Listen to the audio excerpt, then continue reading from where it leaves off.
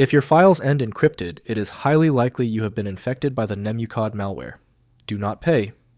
There are free decryption tools available for this specific variant. I'm Evan Brooks, Certified Support Engineer. Let's try the decryptor. Just so you know, the key to the final solution is understanding how to leverage a dedicated high-value CRYPTED file inspection utility that offers versatile support for countless formats. A CRYPTED file indicates that the data has been subjected to encryption, a process of converting information into an unreadable format to protect its confidentiality.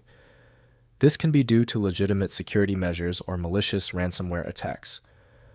Understanding the context of the encryption is crucial to determine whether the file can be recovered and how to proceed. CRYPTED files typically have their original data transformed using cryptographic algorithms, rendering them inaccessible without the correct decryption key. The specific encryption method used can vary widely, ranging from symmetric-key algorithms like AES to asymmetric-key algorithms like RSA. The file header may contain metadata about the encryption process. A common approach for CRYPTED is to start with encryption software. Standard Windows programs often fail to correctly display all layers of the document. Windows offers no direct access, requiring external software to decrypt and open the file. We are performing a vital system software check. Right-click your CRYPTED file and choose Open With. Test with encryption software first. If it's missing, select another program. The fix is often a simple software switch. If your CRYPTED file is not opening yet, that is normal. The easy part is over. Now for the detailed inspection. Let's run through these 3 necessary troubleshooting checks right now. First, identify encryption tool.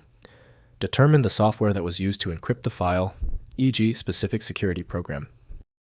Next, use decryption tool.